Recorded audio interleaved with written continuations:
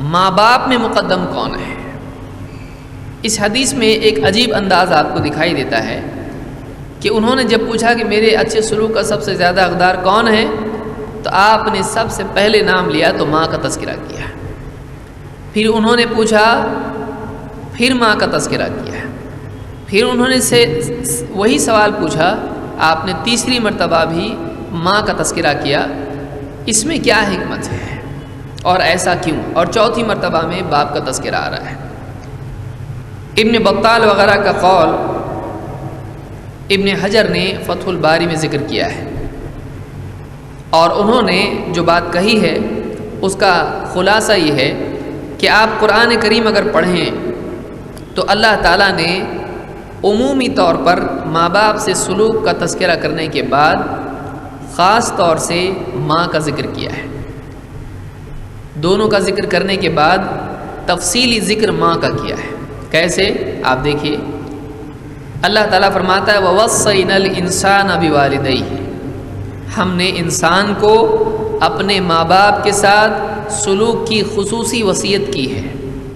وَوَصَّيْنَا الْإِنسَانَ، صرف مسلمان کو نہیں، کیونکہ ماں باپ کا مقام سمجھنے کے لیے، ان کا احسان جاننے کے لیے انسان کو مسلمان ہونا ضروری نہیں ہے۔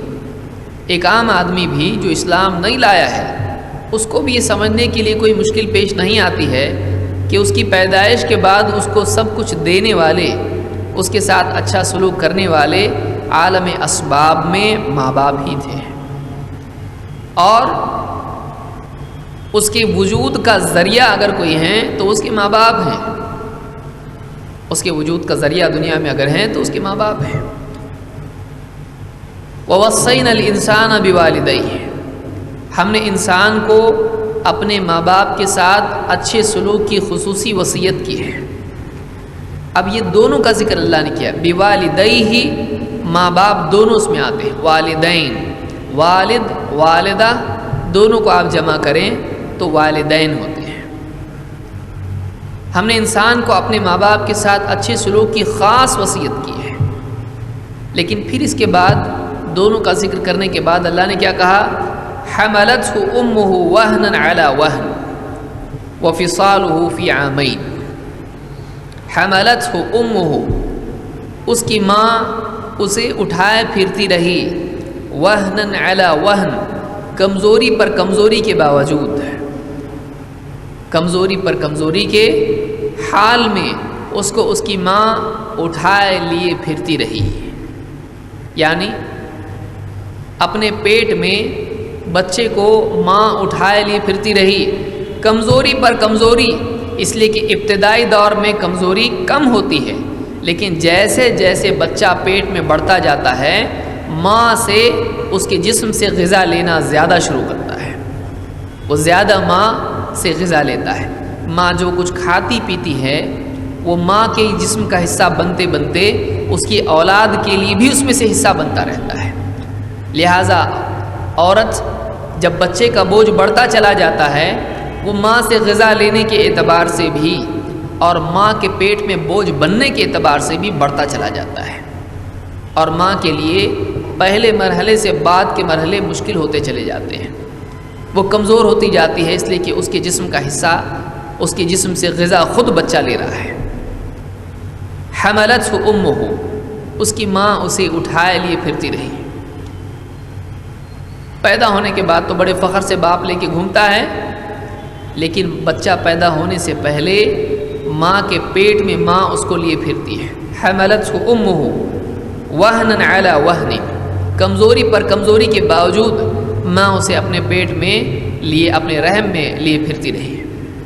وفصالہ فی عامین، وفصالہ فی عامین، اور اس کا دودھ چھڑانا 2 سال میں ہوتا ہے۔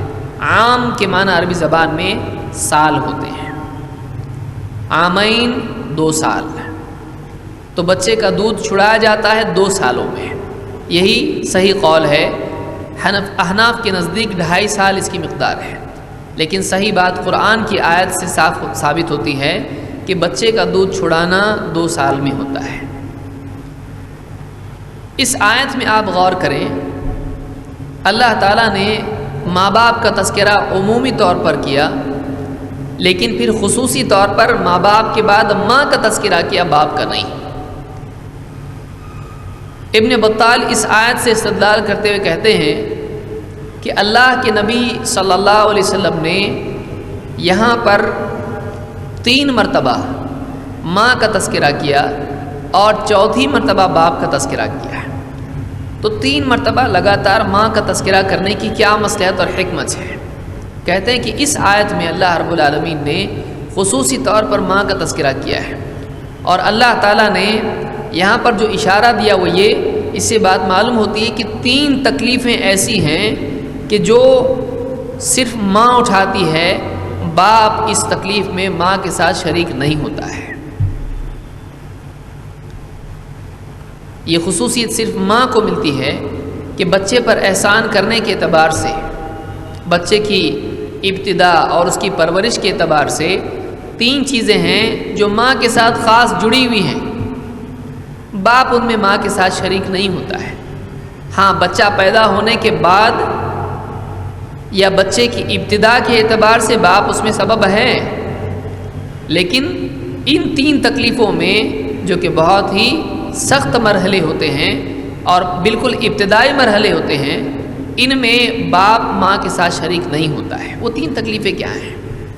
نمبر 1، بچے کے حمل کی تکلیف، جیسا کہ قرآن میں اشارہ ہے کہ بچے کو اپنے پیٹ میں لیے پھرنا، باپ یہ نہیں کرتا ہے۔ 2، بچے کی ولادت کی تکلیف، بچہ پیدا ہونا یہ تکلیف عورت ہی جانتی ہے، باپ اس میں شریک نہیں ہوتا ہے۔ بچہ پیدا ہونے کی تکلیف صرف ماں کو ہوتی ہے، اور یہ بہت ہی سخت تکلیف ہوتی ہے۔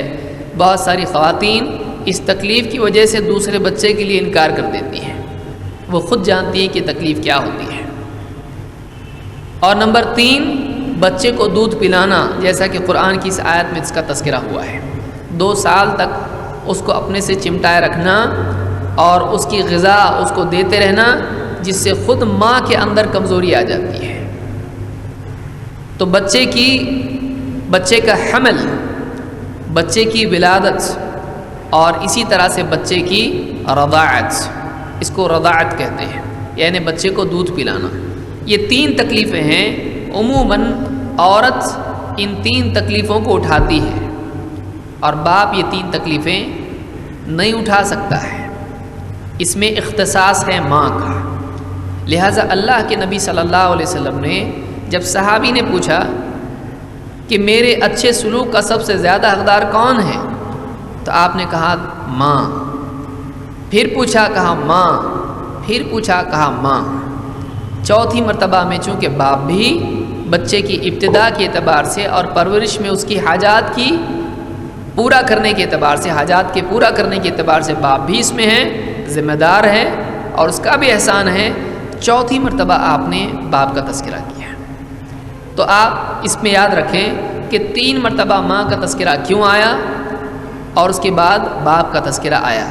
یہ نہیں کہ صرف ماں، اب کوئی یہ نہ سمجھنے لگے کہ دیکھو باپ کا تو نمبر ہی نہیں ہے، باپ کا بھی نمبر ہے، لیکن چوتھے نمبر پر آپ نے ذکر کیا، ماں کے بعد باپ کا تذکرہ کیا۔ تو حسن سلوک کے اعتبار سے ماں زیادہ حقدار ہے۔ ایک وجہ علماء نے یہ بھی ذکر کی ہے کہ ماں نرم مزاج ہوتی ہے اور بچے کی بدسلوکی سے اس کو زیادہ تکلیف ہوتی ہے، باپ مضبوط مزاج ہوتا ہے اور بچے کو ٹھیک کرنے کی طاقت بھی اس میں ہوتی ہے، اس اعتبار سے وہ اپنی مضبوطی کے اعتبار سے بچے کو اگر وہ شرارت کرے، بدسلوکی کرے تو اس کو سیدھا بھی کر دیتا ہے۔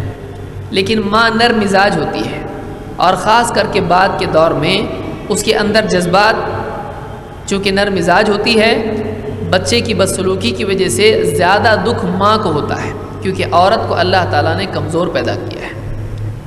اس کی نرم مزاجی، اس کے کمزور مزاج ہونے کی وجہ سے اور اس کے بہت ہی حساس طبیعت والے ہونے کی وجہ سے، بہت سینسٹیو ہونے کی وجہ سے اولاد کی بدسلوکی کا زیادہ نقصان اور تکلیف ماں کو ہوتی ہے۔